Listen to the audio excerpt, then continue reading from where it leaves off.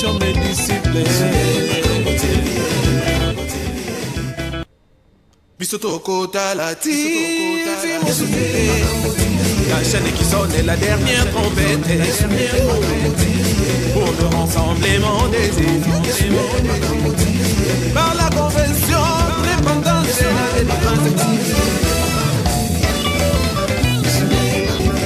la qualité fait la différence. Et l'on a Yesotoko Pantasango. Allez, faites de toutes les nations, mes disciples.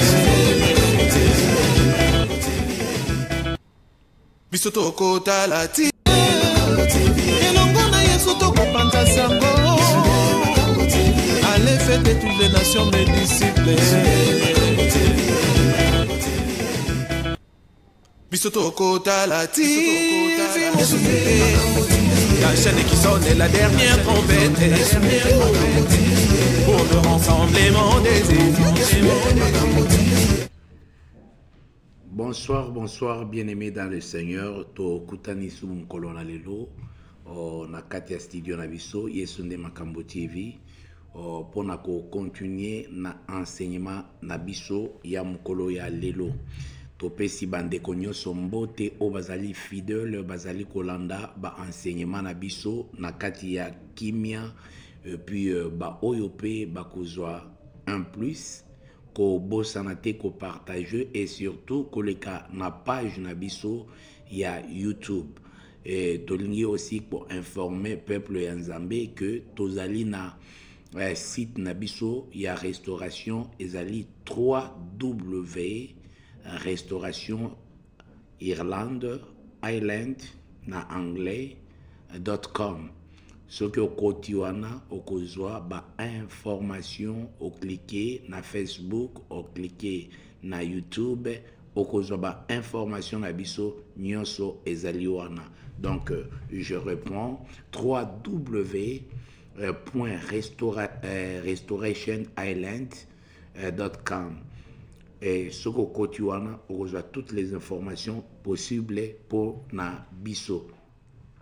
Ce qui peut olingi ko benga kotunda message au kotunda toujours na numéro il y a 00353 85 830 822 8 WhatsApp au kotunda message pour na question oyo sozali nango to bondeli Seigneur to pesi au place na mitema na biso na makanisi na biso pendant moment oyo était au diriger au enseigner biso au fortifier pe ko orienter au fongola biso miso afin que ba ekai ekoya na kati ya bomo na biso parce que au lobby na biso était vous connaîtrez la vérité et la vérité vous rendra libre.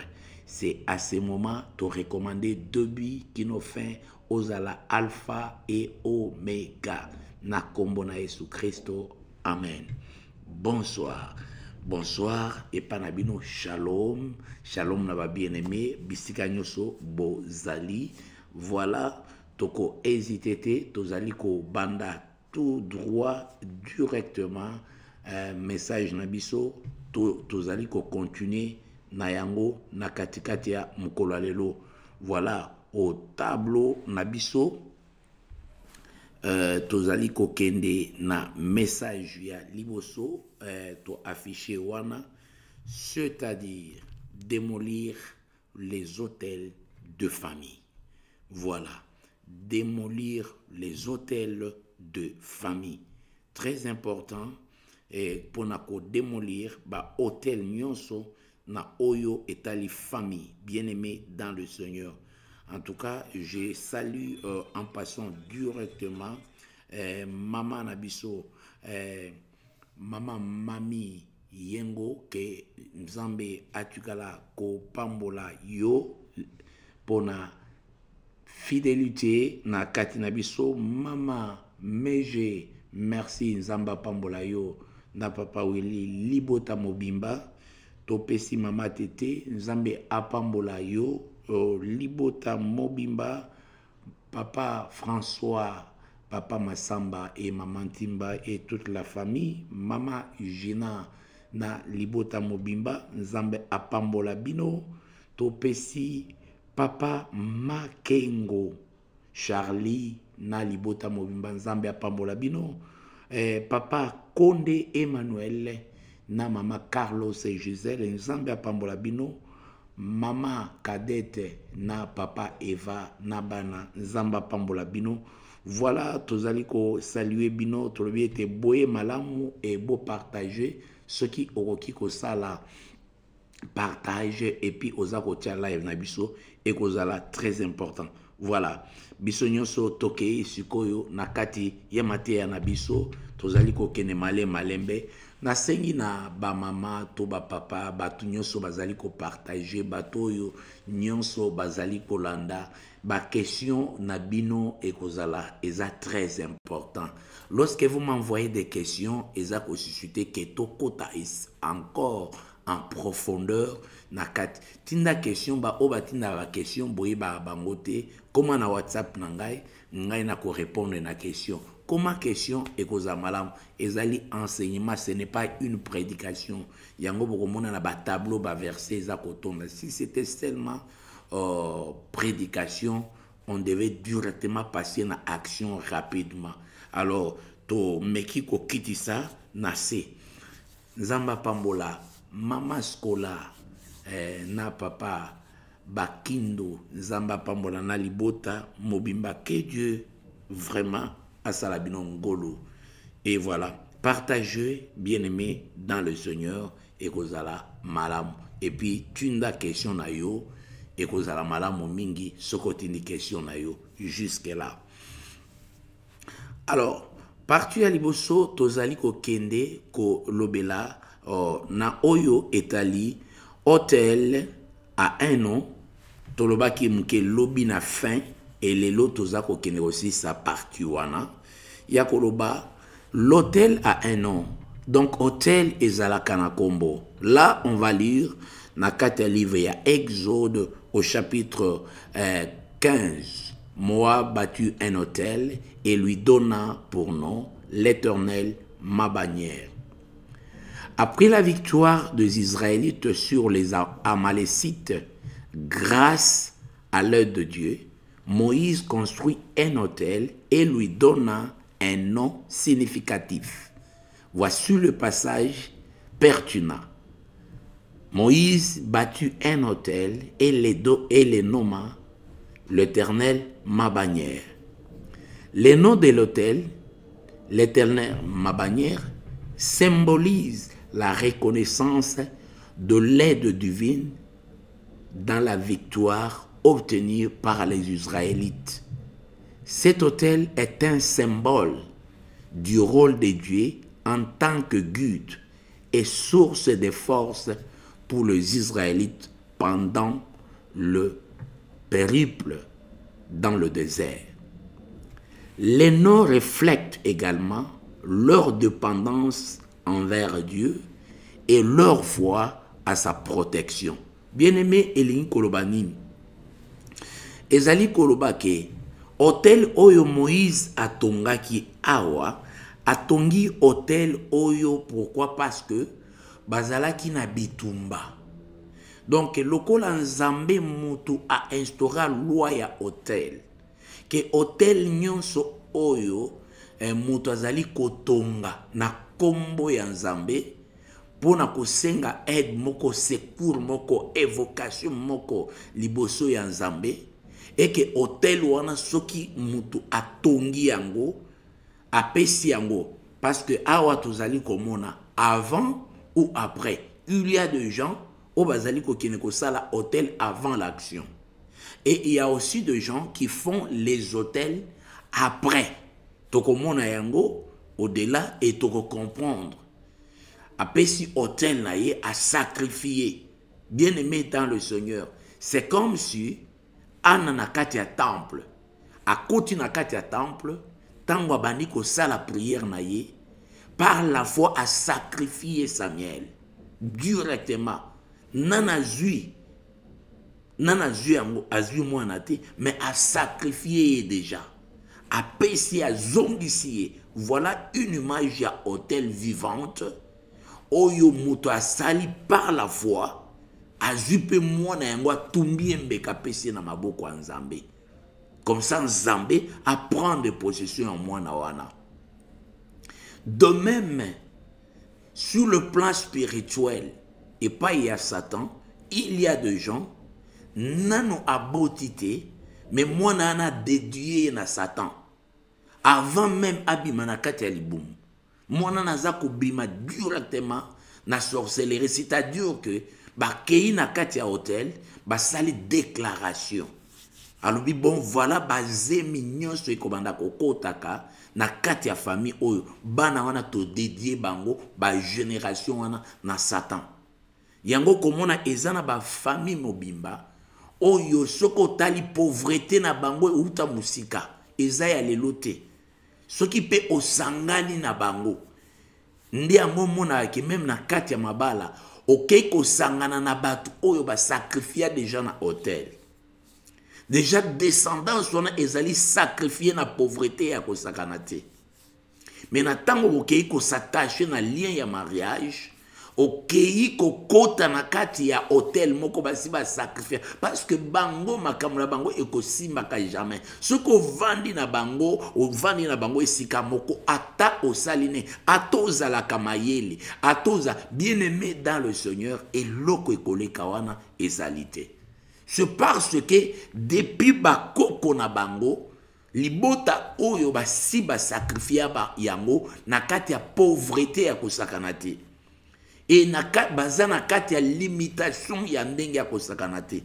Et c'est pourquoi comme conseil le ko bana na Nzambe même pour aider les enfants il faut qu'on pesa bango toujours zela kolobake si il faut se marier si il faut aller chercher une femme avec laquelle il faut beaucoup prier et bongi ko bonde la makasi afin que banaba tomber na katiaba filet ya diable parce que c'est ça le diable aujourd'hui. Tout est blanc et zo monde en a blanc mais à l'intérieur est noir et zali ba tombeau blanchi.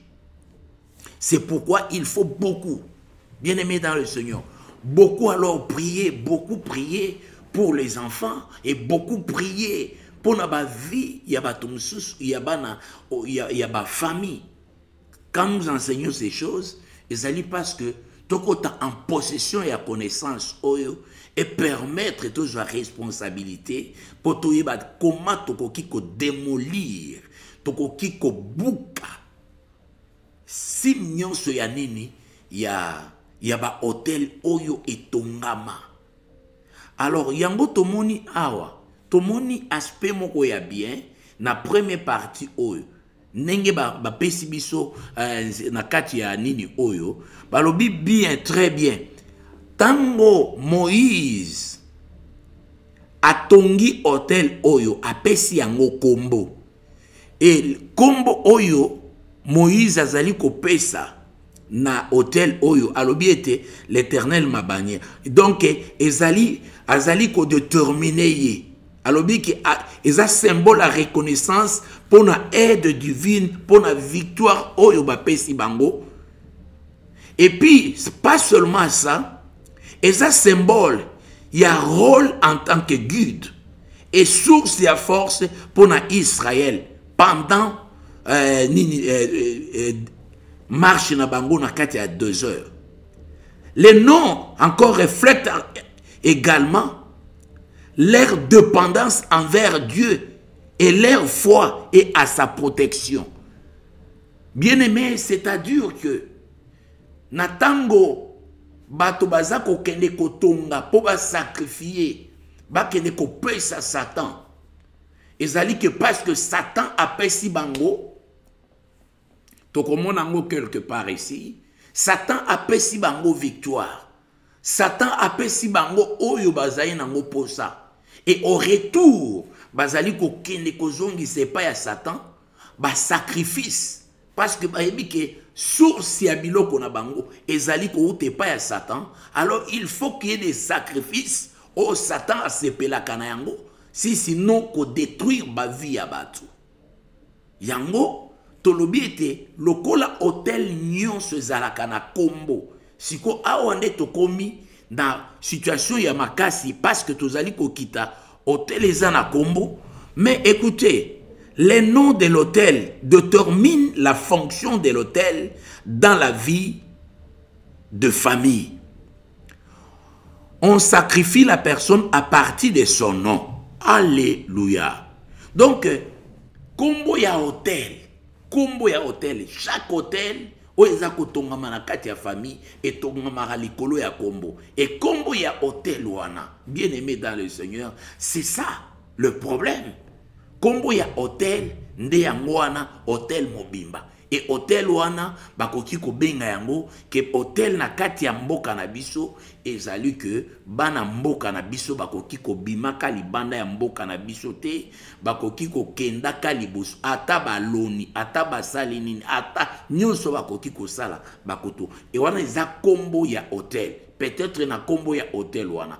Et maintenant, diable accueille plus loin. Tant bazali kotonga hôtel, na batu oyo bazali ba sacrificateur na ye, po ba mataba grade, po ba zoba pouvoir, po ba sala makambo na ndenge na ndenge, ba ke plus loin. Maintenant diable aza ko senga bango bana, mais tant ba sengi bana ba sacrifier mwana mobimba. Mutu aza en vie. Donc tozo mona eke aza ko vivre azali kotambola, mais kombo na ye ezali kombo ya hôtel. Eza kombo ya hôtel, bata makambo nyonso na kati ya kombo na ye, azali automatiquement ko appartenir na Satan, et que misala nyonso ya ko sala azali dédié dès libumu ya mama na ye. Mais écoutez très bien, vous savez que Nzamba Zwebisa Jérémie avant na yeba yo, avant obotama plutôt, na yeba ki yo, avant kota même na libu maman na yo. N'est-ce pas image wana oza komona yango epa ya Ana? Ana moni longi ya mwana te. Ana apesi nano pe ata kombo te. Mais Ana mwana koti mepem na kati ya libumu te. Mais mwana déjà Ana si a sacrifié ye. Alobi mwana oyo na kopesa ye pa na yo. Voilà ce que le monde spirituel basalaka na ba agent na bango. Quand une femme, un homme accueilli na nzambe na ye na epa ya Satan, aza koyebisa Satan, alobi ete bana nyonso bakobota ma epai nanga, bakobima na kati ya libumu nanga, na pesio bango déjà. Na ba koko nanga na pesio, ba descendance nanga na pesio bango.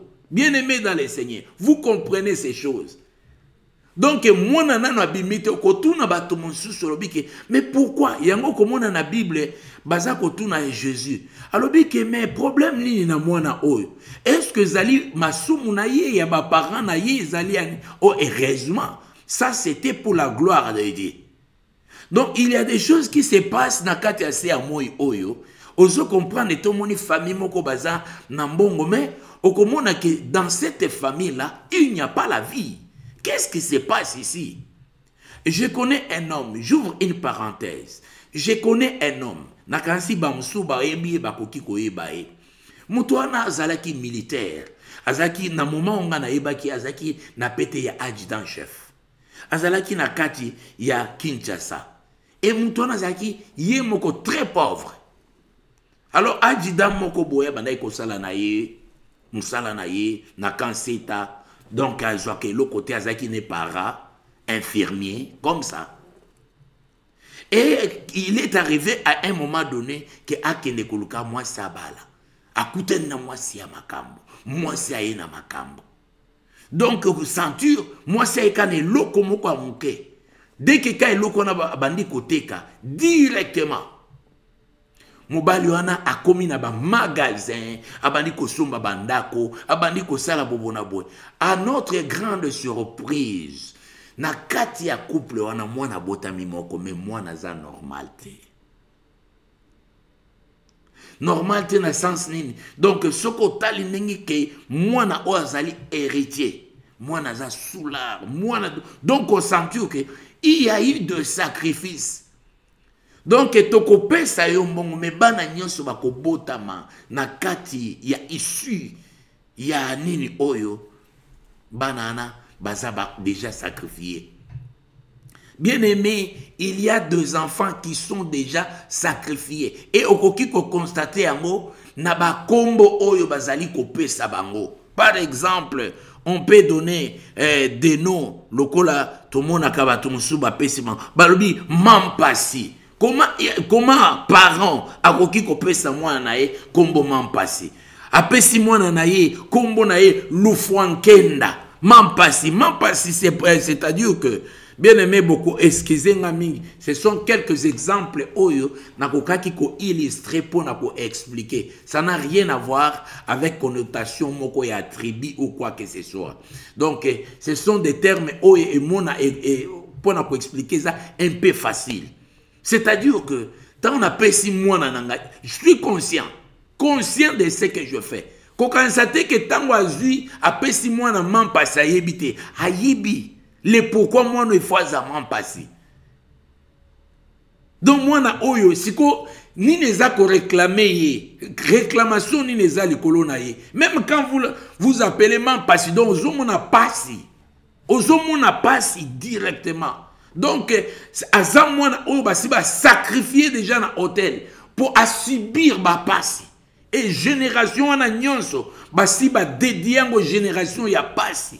Pasi na pasi. Donc postérité na ye. À moins que muto a comprendre. Yango mona bato mususu, on mona comprendre à changer combo. Alléluia. À comprendre à non. Conformément à 2 Corinthiens chapitre 5 au verset 2 Corinthiens chapitre 5 2 Corinthiens chapitre 5 au verset 17 nazali ko changer combo. Bien aimé, à changer ma kambo na enyos parce que il y a des choses. Et okomona mususu babengi na banayi komuna. Pe awa na yebindeko oyo lufankenda. Lufankenda c'est qui dire que boyo kelaka ngamawa. Donc mutu mobimbo boti mwana yo ke batu bako babana. Donc soko kutiye mutu ya mawa elongese de do elata nzoto na ye parce que c'est une personne déjà sacrifiée pour na komona kapasi na kati ya vie na ye. Bako mwana musu abotami chibola. Eza lokola chibola eza à un moment donné nete loko akopola. Bien aimé dans les Seigneur comme ça va pesi mutu kombo. Et tango yupo ozotu na ta signification kombo te. Et c'est pourquoi même na Israël ba pesa Jacob, ba pesa ki Abraham, ba pesa ki Sarah. Mais tango Sarai Abraham. Donc Jacob. Mais tu verras que au fur du temps avec la révélation et avec Nzambe, azako longola babilo koana. Les nouveaux-nés, on lui donne les noms d'un voisin sans vérifier l'identité de ces derniers. Par exemple, bien aimé dans le Seigneur, osa sacrifié à partir de la famille na yo, papa na bino ayeba na kana voisin au moko boye, maman na bino azui zemi, bazui tango mama za kobota, baza kopesa mwana na za ko appartenir pas ya voisin wana. Voisin oyo ba yebite, identité ba yebite, mais muto oyo aza ko commettre ba action oyo, apesi kombo, yango komona muto mususu, babengi yango, babengi Chibangu, otuni oza ekoloni, o naza Mukongo. Ah, Mukongo Chibangu, ote oui, Chibangu parce que papa na biso, chef na ye, kombo na ye, zalaka Chibangu, alors bazwa kombo wana bapesa ye. Donc, sacrifier déjà, ba détacher yé na racine, ba keko tchaye, ba keko anteye na racine mususu, un sacrifice vivant, amona kamakambo oyo ele kaka na clan Chibangu. Parce que Chibangu wana ba pesaka bien aimé dans le Seigneur, et zalaka na tuna ezaki sacrifice ya libota wana. Or, kombo ya mutu ezali ko déterminer vie na ye mobimba. Ils ont un impact à ma casse.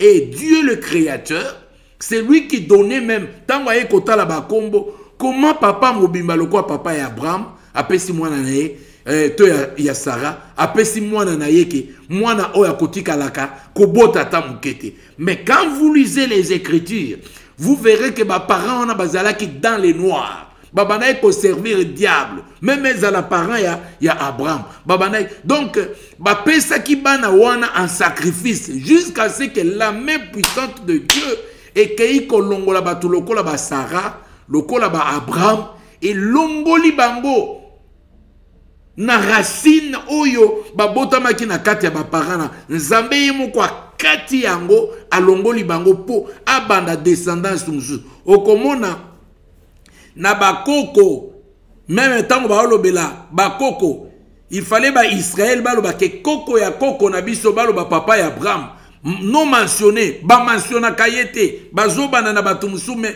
okomona ke papa ya Abraham azali penza mentionné penza te parce que c'est comme si bakata ki racine wana pour Abraham après sa descendance musu oyo Christ akota na kati. Vous comprenez ces choses? C'est-à-dire que il y a des gens oyo bazali ko sacrifier bana na bango mais bayebi yango ke azali ko tumba. Bien aimé, ole apesa mutuana ke akufa, non, apesi a sacrifice mais atu qui est vivant azalaka na kati ya ndako na ye mais azali na appartenance mususu na oyo etali spiritualité. Ce qui azali ko baza ko benga azali ko appartenir na famille wana parce que dès sa naissance ba baptisaye na mutuana. Or kombo na ye ezali oya koki ko devenir lobito après lobby. Je sais pas, est-ce que ozoyo kanga?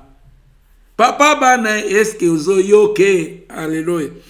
Bien-aimés dans le Seigneur, je vous dis, ce sont des choses qu'il faut beaucoup faire très attention parce que à un moment donné na kati ya vie, koluka te sikoyo obanda koluka. Ah, sikoyo kozala ndenge nini?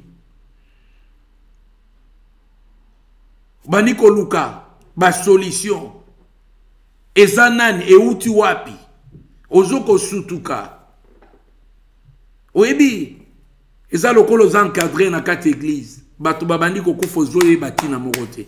Bien aimé dans le Seigneur, spirituellement il faut se poser beaucoup de questions. Mais comment nazali wa ngana zomone logote? Je ne vois rien et je ne comprends rien. Il voit rien. Azo comprendre pété. Même na kati ya famille na yo. Tu ne vois rien, tu ne comprends rien. Ozawana kana kombo, papa ya kombo, maman ya kombo, tout ce qui se passe blé. Oyebelo ote. Alléluia. Bien-aimé, tola na makamboyo na bokebi nyonso. Nakiti, toleki, c'est-à-dire que pour na clore chapitre oyo, ya kombo, ya hôtel. C'est-à-dire que Batumusu, Banamusu, Bazaba, hôtel vivante. Yé moko parce que la Bible déclare, vous ne savez pas que votre corps est le temple du Saint. Tout de même que le corps d'une personne est koki kozala hôtel mobimba ya Satan. Voilà. Hôtel mobimba ya Satan na kati ya mutu. Parce que lorsque vous lisez le livre de Marc, dans chapitre 5, Ozali komona que moi, à partir du premier verset, Tatoyo azalaki na demeure, na ye zalaki ba sepilke, na cimetière, abanaye ko vanda na cimetière, mutu moko kokai kokanga, papa wana abotama na mama, abotama pe na papa, peut-être abotama pe na bandeko. Bien aimé, yango na lobaki, il faut ko fongola miso makasi, à ceux que mutu azako ya na ndako na yo, bokutani na mutu na balabala, tona kati ya université, okanisi oza ko solola na mutu aza vis-à-vis na yo, non, parce que na image ebele toyeba kaka ke, ba démon, alléluia, ba démon bazalaka wapi, ba démon ba se manifestaka kaka, tango ba tumboli bango na kati église, bobo na boye, non, na yina yebisu eloko moko, mutu azali possédé na ba démon, même azali kotambola na balabala, oza ko solola na ye, okoki ko solola na mutu wana, nzoke eza ye lisusu te, déjà démon asa zwa ki contrôle, okola oyebite, ozo kanisa, yango komono solo na mutu moko boye, oh, est-ce que mutu nezo sala bien? te mutuna ezosala bien mais eza susu ye te ami parce que ye akoka ekoloba boye te il faut que comprendre spiritualité il faut yeba ke baza Jésus atuni abi yo nani abi les gens abi oh pona ni kombono za les gens potoza ebele bien aimé ce que bato wana soki bazwa utiliser ka même munoko kaka moko miso kaka moko ya mwana eza compliqué komona za en face ya motu boy nzoka nde akoti pina ndako nona ekotala bino ba yebele ba koti ebele po ba musu ba kotikala na ndako na yo je l'ai dit tango akei pe na nani na petit besoin na toilette akei atiki pe ba musu batikali pe na kati ya toilette ba musu yango wana soki visiteur aye na kati ya ndako dès kaza kobima ale aza babai ale moto prière bani na kati bengana kota soka kota ki na toilette nini tout c'est ça le combat spirituel non c'est ça le combat spirituel être vigilant à tout moment à tout lieu koyeba ko surveiller entrée et sortie na kati ndako c'est votre devoir bien-aimé dans le Seigneur parce que ba stratégie à diable ezamo bulu mutakota ki ale a stopi a flasher mai oyoki kuna mai ekei bobona parce que na toilette akoki ko communiquer na toilette akoki ko tina mokanda na toilette akoki ko sala makamunyo sa ko invoquer ba demo ba bimawana balati ayina bango avani na bango na salon ti al omoni ndako penza na via prière kweya ndako penza désordre kota ndako penza koyoka na esila ndako penza sikoyo na ba caméra na ba démonioso na makamunyoso ba installer yango wana kaka partie ya toilette na yo mais muto abimi kaka nenga flashaki mai na jus huile d'olive na bondeli na kombo na Yesu Christ na sopika na mai ya toilette wana na flasher allez moto elanda bango allez retour à l'expéditeur au nom de Jésus-Christ na tamboli na ndako nanga na tie penza ke allez tout est bien et c'est pourquoi to lobaki ete ba bengi yango chambre ba chambre ezalaka po batu ba kota te ba chambre ezali ba lieu très saint na koyebi so na ndako na yo lieu très saint ezali chambre na yo mais les gens y entrent na kata chambre na yo na lieu très saint bien-aimé dans le Seigneur parvis ezali basuka na niveau ya parvis bakoki kokene na lieu très saint na yo te bien-aimé dans le Seigneur est-ce que nazoloba na mutu moko o comprendre o te na soma garde-robe moko na te na kotisa mutu na kata ya chambre bien-aimé dans le Seigneur c'est quoi tout ça parce que na ana mbetu moko c'est quoi tout ça bien-aimé eza lieu très saint esengi na mutu nyonso komona te kokota te kosala eloko te. Voilà c'est le chapitre des noms. Ba chapitre wana ya ba kombo. Eza ba hôtel. Yango omoni ba vie ya bato baby. Mutu mobimba soko tali omoni misère. Parce que yeza lufuankenda oyokeli mawa. Obi mutu ya viva kana mabele awa lufuankenda boyokela nga mawa. Alléluia. Tout avancé. Alors, l'autel, les démons sortent pour détruire la vie des hommes. Apocalypse chapitre 14, verset 14 à 20. Tokotanga verset comme ça, tokena explication. Un autre ange sortit du temple, celui qui est dans le ciel, il avait aussi une fossile tranchante. Et un autre ange sorti du temple cria d'une voix forte à celui qui était assis sur la nuée: lance ta fossile et moissonne, car l'heure de moissonner est venue, car la moisson de la terre est mûre. Et celui qui était assis sur la nuée, jetant sa fossile sur la terre, et la terre fit moissonner. Et un autre ange sorti du temple qui est dans le ciel, ayant lui aussi une fossile tranchante. Et un autre ange qui avait autorité sur le feu sortit de l'autel.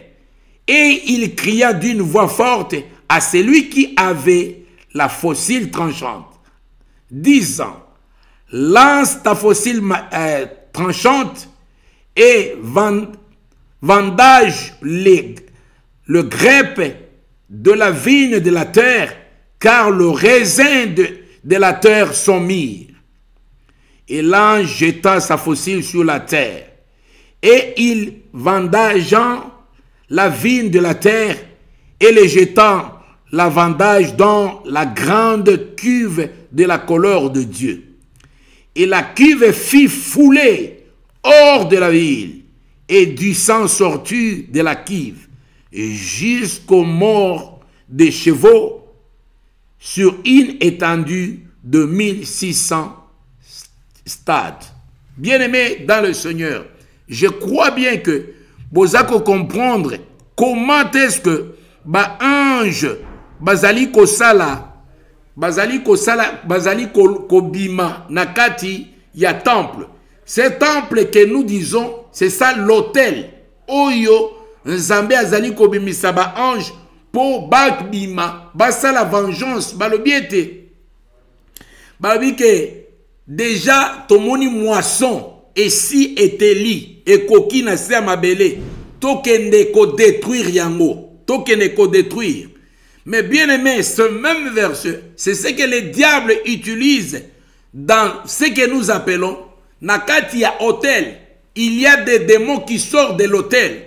Et ces démons qui sortent de l'hôtel, ezako kende kokutana na batu oyo bazana ba problème na hôtel. Parce que ba parents na yo batikala na nyongo ya hôtel.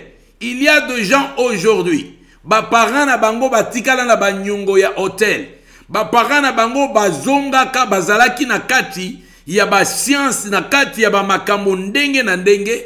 Et basala ki ba pacte na bango au-delà ya ba pacte basilisa ba nyongo te.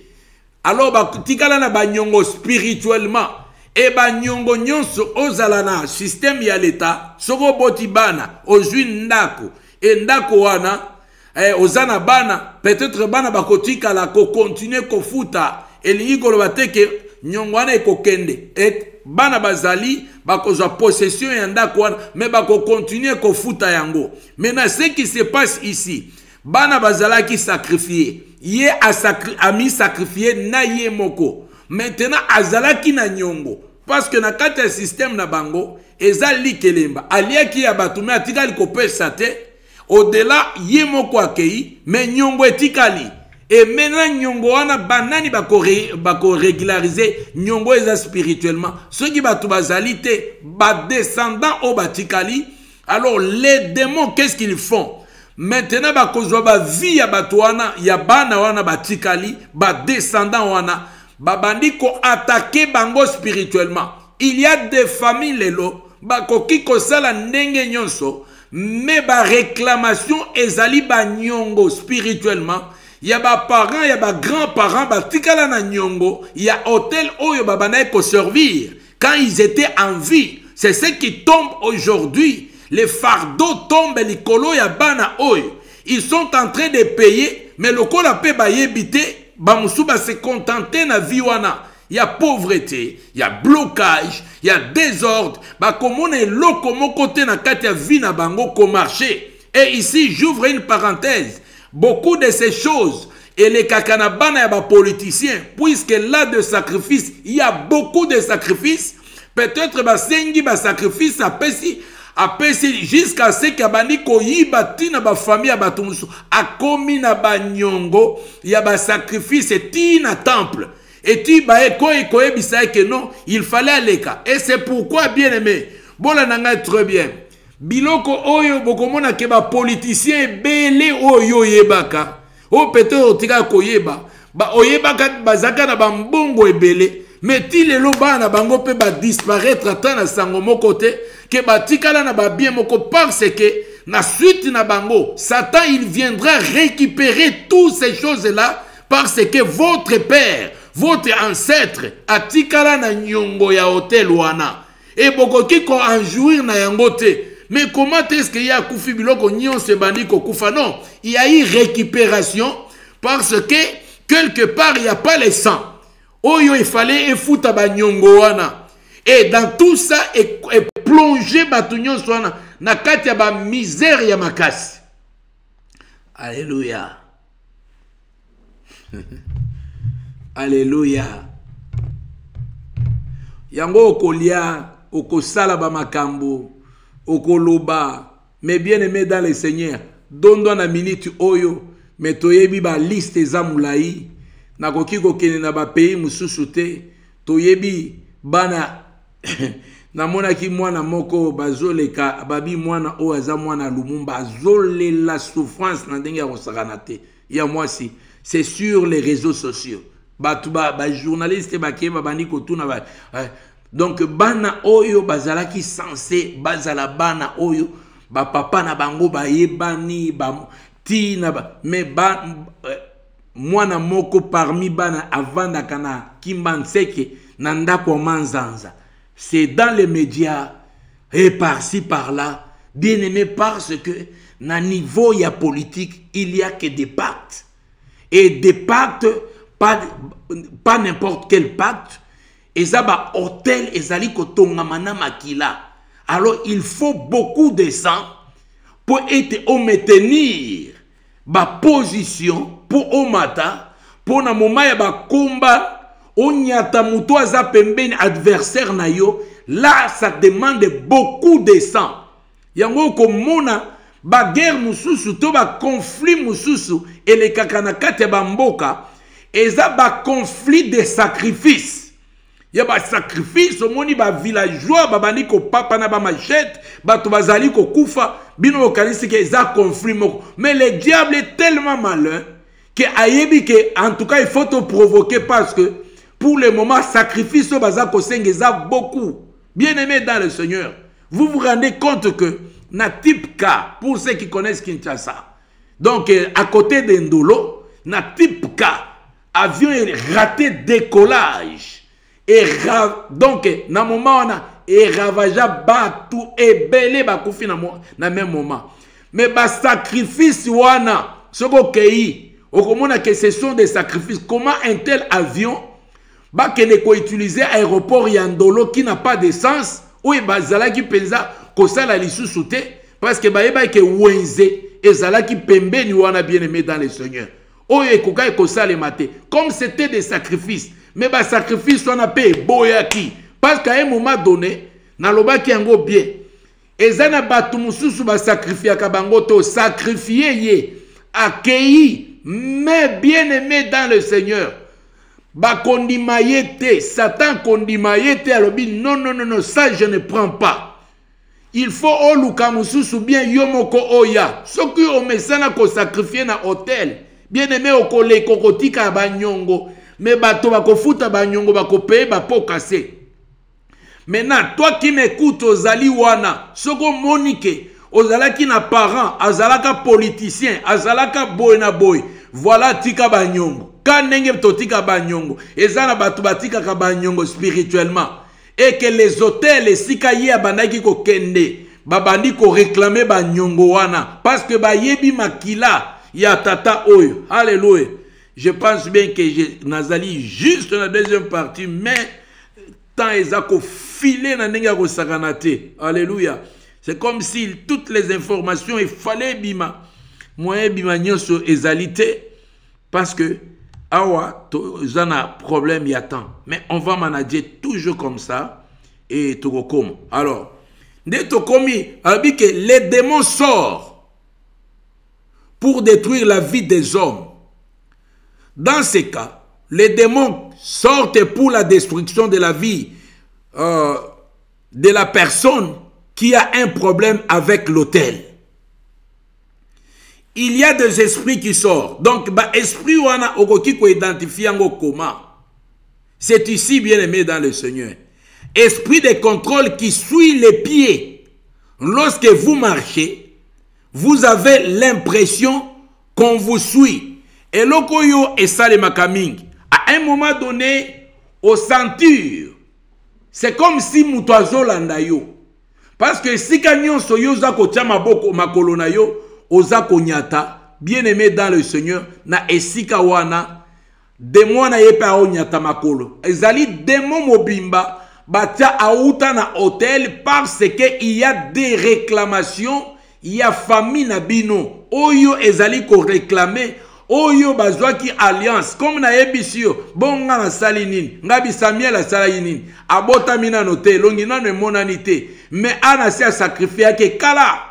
Et c'est ce qui s'est fait dans le monde des ténèbres. Bana mususu mama na ye moko nchor la se sacrifier kala, abeta pe na kati ya libumu. Bana nyonso bakobima na kati na nga na sacrifier bango. Comme Dieu a dit à Abraham que batu nyonso bakobota ma bakouta na kati na yo nga na bénir bango. Et le contraire aussi, ceux qui font des pactes avec le diable, basalaka ba sacrifice à ba descendant na bango nano kutu babota mite. Et c'est pourquoi bana bazako kota na kati ya mon peuple makasi. Et je voulais vraiment vous donner exemple moko o ezali vraiment palpable. Otali par exemple bana ba président ya première république katu tozomona bango lisusu te okomona bango teke ono biloko yo ezali vraiment bambongo na bango ba papa basalaka ezali susute. Ce sont toujours des mendiants. Ceux qui va longwe kana pouvoir ba komi ba mendiant ba komo luka susu ba poste.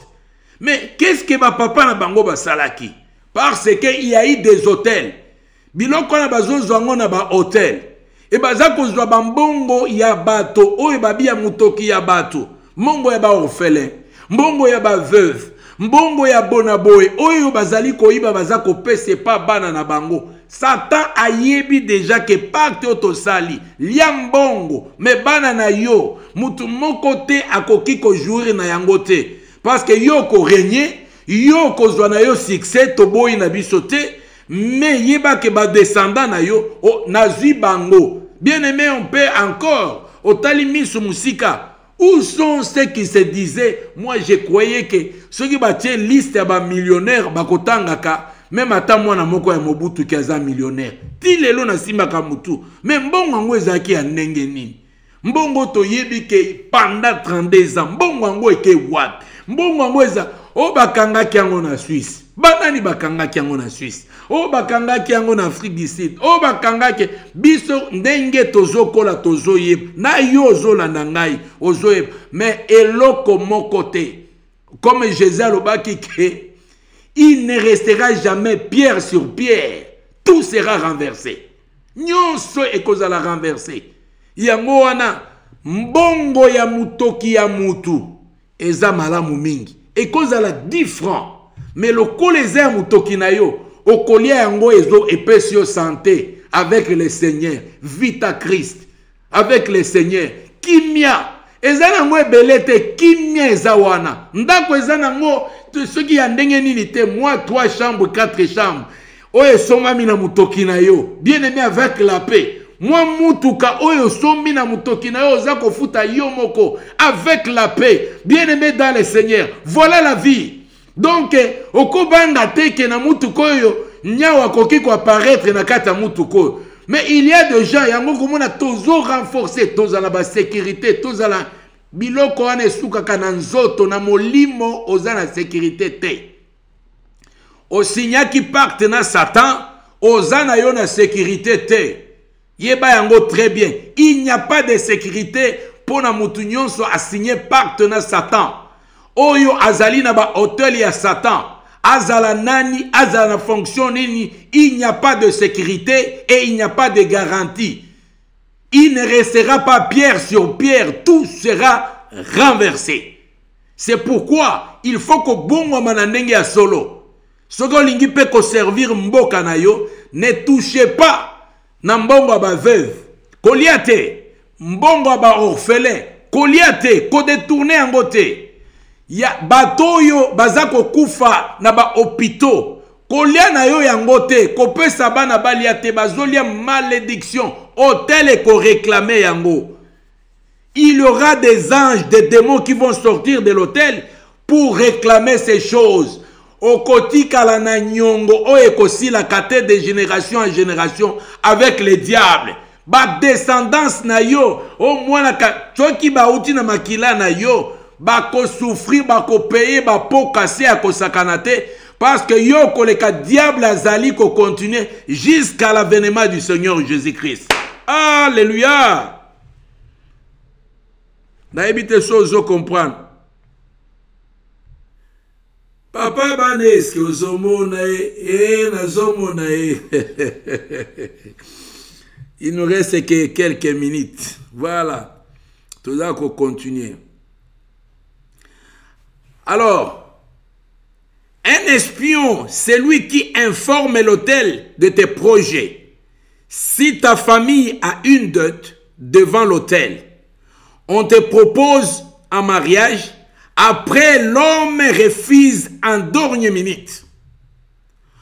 Bien-aimé dans le Seigneur, Batuya Banyongo, Yango Monique, mais Bana Batikali, depuis Bana Batikala qui okomuna la plupart. Et naïko comprendre, tant qu'on a aussi l'enseignement, naïko comprendre, Bassour c'est makam, après, Ren Nayo, Banyongo etikali, Bana nyonso babalaki, mabale baniko panzana. Mabala ebani ko panzana. Nyonso eza ko mwangana. Ndenge yokei, nyonso ko mwangana. Bana bako koma na pasi. Ba divorce koti. Ba biloko ekomi kote kama. Yako kufa yako botola babandi ko botola. Ni il ne restera pas pierre sur pierre.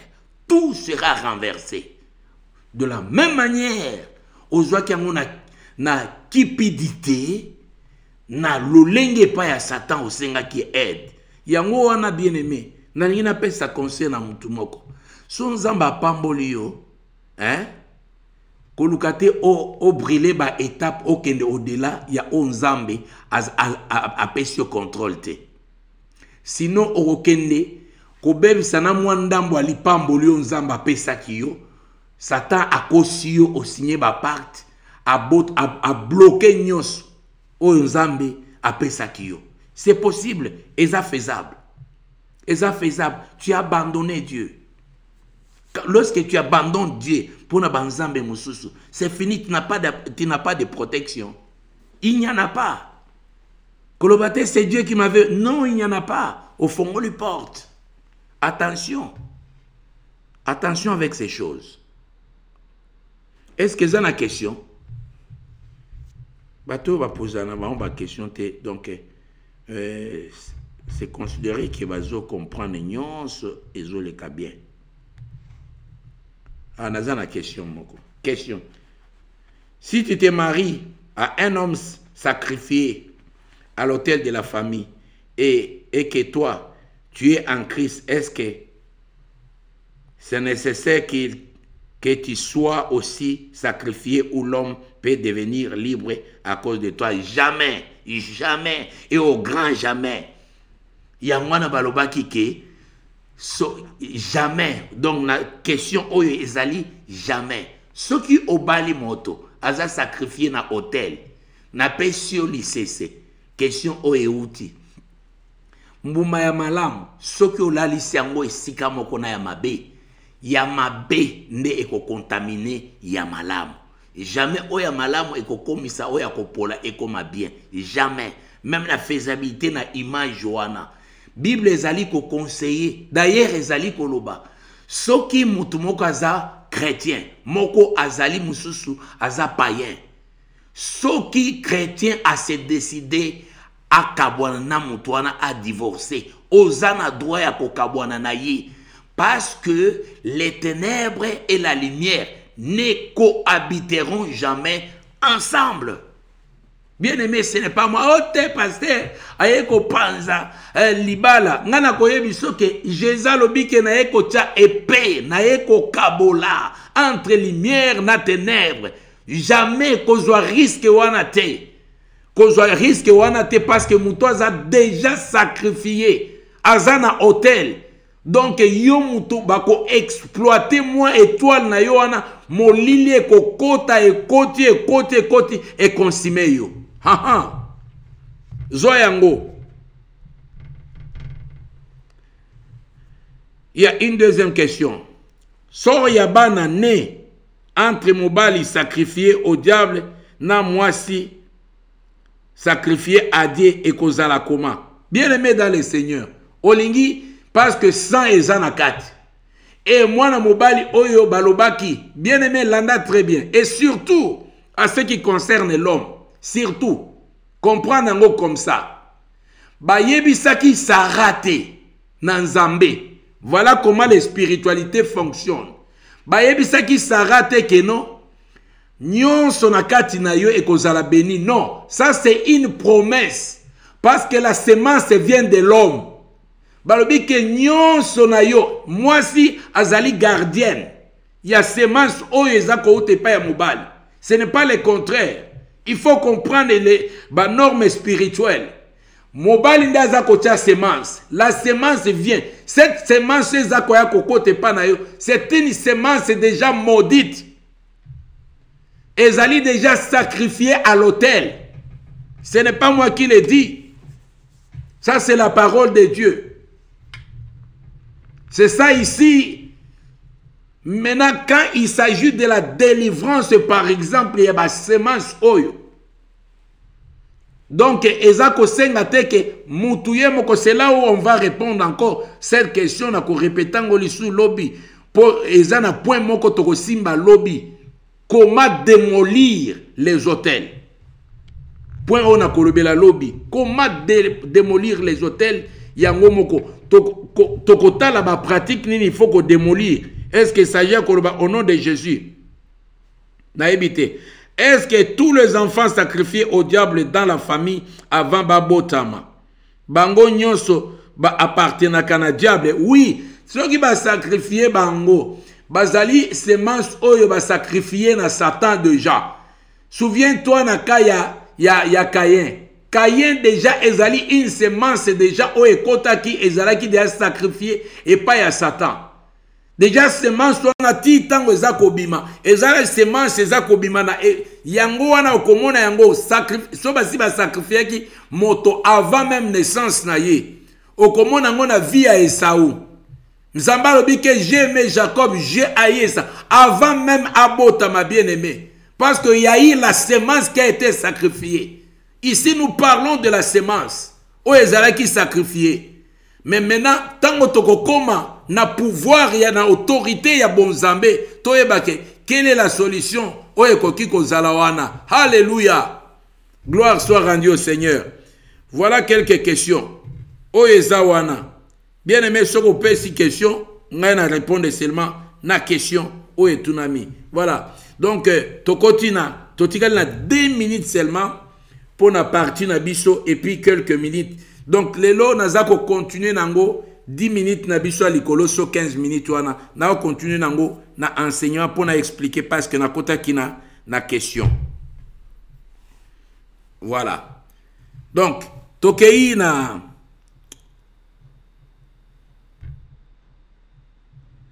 voilà. Donc tango bazali kobima mingi ezali pona ba nyongo oyo ezali na kati ya hotel.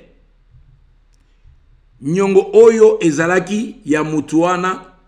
Alors, tolobike, si ta famille a une dot devant l'autel, qu'est-ce qui va arriver? On va te proposer un mariage, mais après l'homme refuse en dernière minute. On te propose une poste. À la fin, une autre prend la poste. Tu fais des projets sans succès. Et un autre en profite. Donc, il y a des histoires, il y a des choses où ezali kolekana kati na yo qui n'est pas clair. Basi bazwa ki yo penza et comme na souka déjà ba renverser yo li soute. Parce qu'il y a des réclamations sur l'hôtel. Il y a des dettes, il y a ba parents batika. Et souvent bato basengaka toujours batou na question soki muto akufi. Est-ce que nani azana nyongo? Bien aimé muto akomona na nyongo eza makasela nyonga molimo.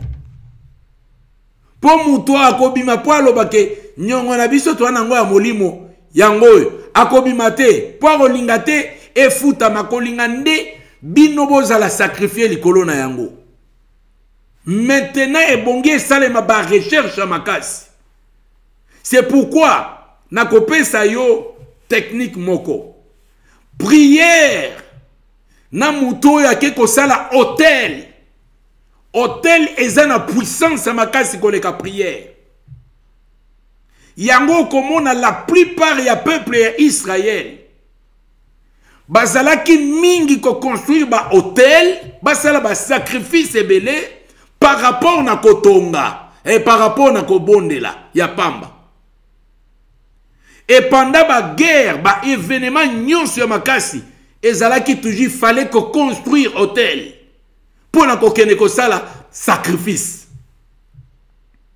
Et c'est les sacrifices qui parlent mieux, bien aimé dans le Seigneur. Et le quoi nazana kati na komina no na sukate mais pasteur siko koto nengeni nazako kena ke boende na ke nengeni na keka tozo kene kane molimo ezo kama biso. Alléluia. Alléluia. Alors il faut qu'on comprenne. Il faut qu'on côte aussi en profondeur. C'est poser des questions. Pourquoi est-ce que papa, maman nanga oya kufa, atika, na yeba quand même que, est-ce que nyongwane za coexister? Au mona mutumsuka nenge na za koloba, alobi, nyongo nyonso yesu afuta mona ekulusu. C'est pas comme ça. Il faut identifier. Si ce n'est pas comme ça, Jésus a couru kotunate, muto zaki posséder que quel est ton nom? Parce que zaki de Nzambe, aïba ki nyonso. Mais alinga ki seulement ko enseigner à un moment donné pour na ko joa possession, il faut qu'on ait connaissance ya eloko ebombami. Ya na kati ya famille. Aussi longtemps boyebite nini pasaka na kati ya famille, aussi longtemps batomsusu baza na grâce. Eza lokwa ba biso oyo papa mama bango nyonso bakenda. Peut-être yo papa na bino azali. Peut-être yo mama na bino azali. Peut-être yo bande comme sou bazali. Même maintenant ndenge maele meka ko bana ko sala enquête ko tuna ba question. Zwa temps ya ko tuna ba question. Ya en famille ezande. Ezala ki ndenge ni. Histoire ngwa famille ezalaka nini.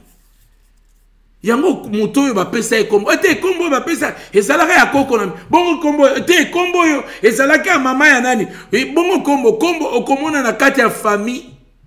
Mutu na mutu azana kombo na ye ba pesa e kombo soki ya nani mais mutu wana pe o ba pesa kombo azali pe na ba makambu na ye donc très compliqué.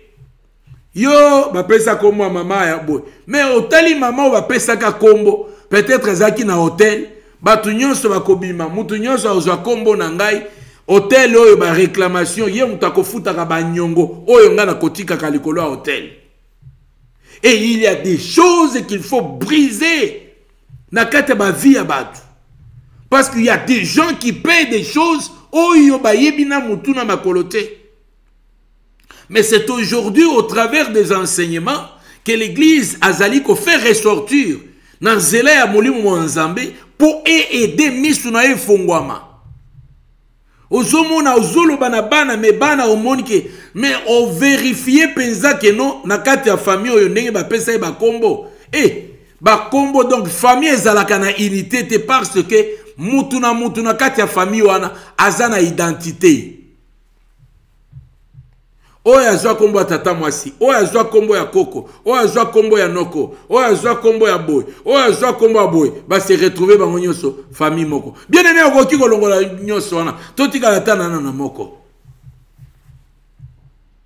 Parce que ce sont des sacrifices comment pe alobi na hôtel wana lobi ete soki nga na zate bana nga ba otika ofut. Kaka ndenge tozwaka bandako, tozwaka ba biloko. Bon, ndenge oyeko signer ozwa ndako oyo. Il faut foutre à 20 ans. Bon, si on a 10 ans au koufi. Bisoto récupérer d'un côté. Nana bana. Ba on continue au foutre. Après ça va combo bana. Quoi? Ba combo bana ekoti. Soki na zate bangom to ba ko foutre. Bien aimé Sili. Et c'est comme ça que le monde spirituel est fonctionnaka. Maintenant comment ko foutre. Mais on évite que comment ko foutre. Parce que batika ko ebisote. Parce que na molimo po fongwa mate. Alléluia. Est-ce que tu comprends ces choses? Nzambe nanga est-ce que nazo yoka e? Alléluia. Est-ce que ezali soki libota ezali sacrifié mais moko na kati ya libota ayamba Christ et akoki kobikisa libota mobimba te. Bien-aimé dans le Seigneur, nako expliquer position ya batu na kati ya famille. Yango moni na Israël balobaki bana nyonso le premier-né bazalaki sacrifié. Pourquoi le premier-né? Yango okomona ke bana ya suka bazalaka pe na signification na bango. Bana oyo babota makaya mapasa baza pe na signification na bango sur le plan spirituel.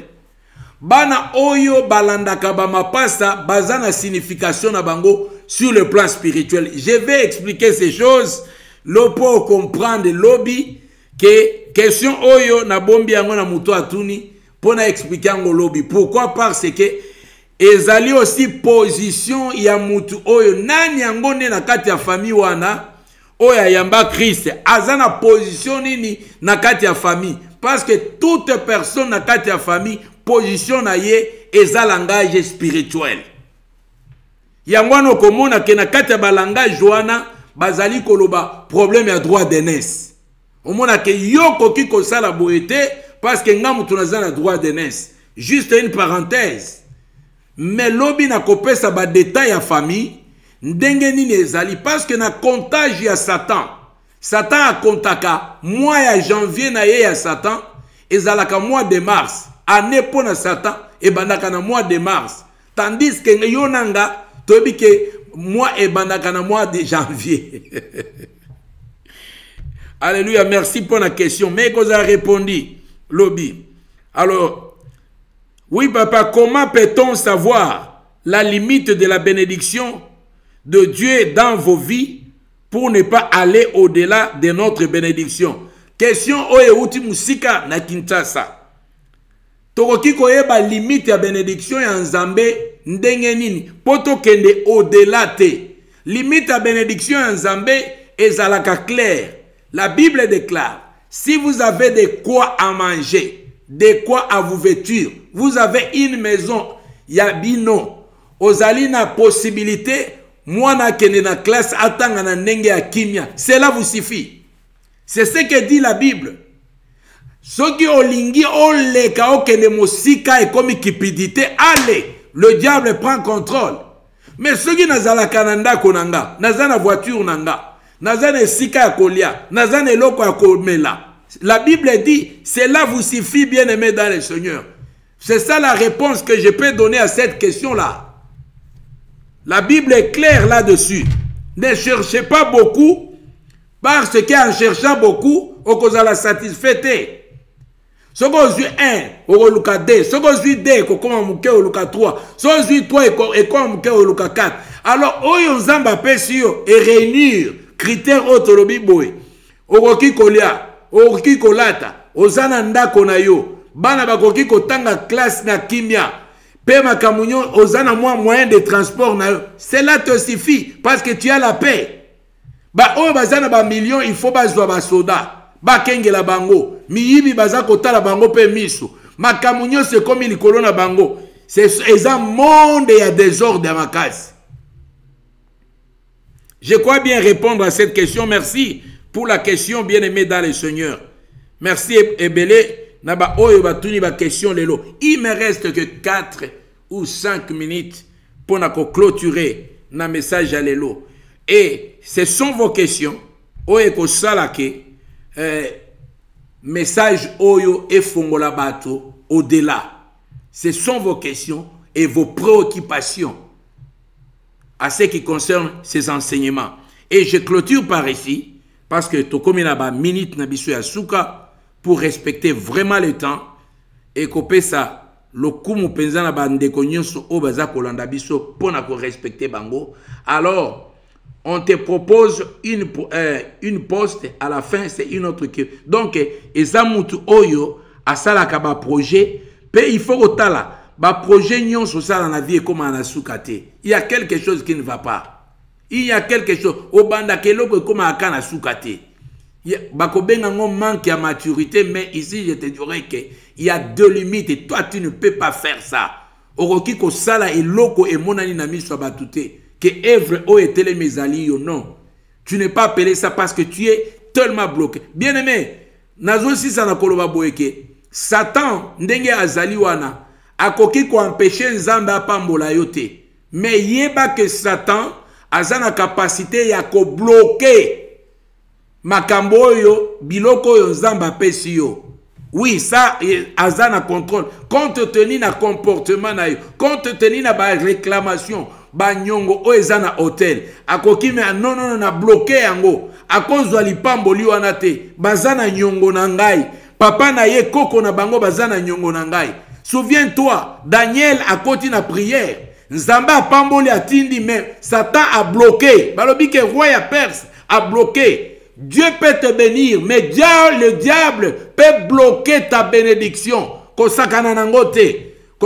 ne s'agit pas de crier seulement au nom de Jésus. Non, sois sérieux et que le nom de Jésus, Jésus. C'est ce que je peux te dire.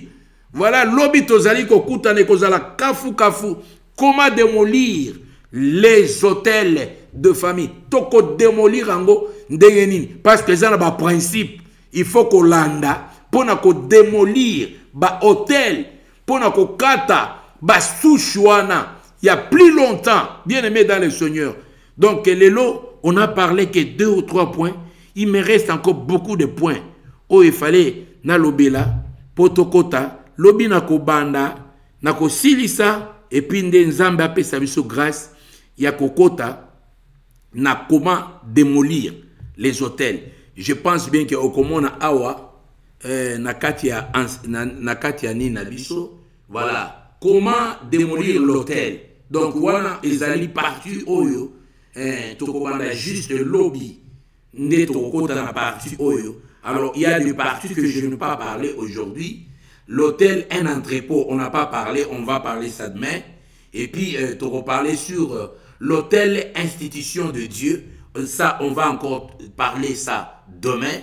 Et Tokozala. Wana lobby pona ko parler. Alors pour les pona les lots to suki wana parce qu'il est 21h12 comme coutume ezali, il faut respecter tous les spectateurs et puis qu'on respecte tan abiso afin que diable porte fongomate ezali bakute pour yo ozala mal à l'aise. Donc c'est parti et na biso nyonso ozali ko kene ko bonde là pour un message outi koyo kalelo. Okoki ko sala large diffusion, otali encore na kati ya famille na yo, est-ce que peut-être aussi au détruire, au lobi na sali bobonabo. Mais le Seigneur te dit que ezana ba réclamation ya ba nyongo, nyongo nde kangi bino, famille oyo ekangami na ba nyongo spirituel, oyo futa mate. Mais alors, lobi benga batu mususu bakota, tokoki ko démolir ba nyongo wana ndenge nini. Soko bengi batu bakota. Salata makasi lobi otinde la mutu moko to mibalo lobi ke non na invité yo soko kozana unité te ata na Congo telie penza unité na lingi bola na ligne bola na message oyo ekoki ko aider batu koma to koki ko telema to démolir ba hôtel ya Satan. Bien aimé dans les Seigneurs, c'est très important. Donc, na invité ba maman Rosette, ba nani, tout ça, ba tia ba unité, botia ba méga, ba nini, tout ça. Allons-y parce que demain, on va encore attaquer et puis prier beaucoup les seigneurs à Salabiso grâce. 14 minutes, na bondeli ponatuna na yo. Seigneur Dieu de gloire, na pamboli kombo na yo. Merci cher Saint-Esprit, pendant moment oya bataille. Oyo tozali kokende na yango afin que nyonso ebomba maki ebimana poisa polele ozali ko éclairer intelligence ya moko na moko spirituellement pour na ko se découvrir pe ko révéler banyongo o ezali attaché spirituellement na kati ya famille moko na moko nzambe na lola. Tu que tes messages oyo Seigneur et transformer ba vie à bateau ba pesa bomo na bango na maboko na yo yo ozali papa ya milimo nyonso to tiki butu alelo na kati na loboko na yo totiki journée à lobi pe na maboko na yo nzambe na lola na kombo na Yesu Kristo. Amen. Nzamba iba na kopambola bino tokuta na yo mokolo ya lobi Yesu nde makambo. Elongo na Yesu tokopanta sango. Allez faites toutes les nations mes disciples.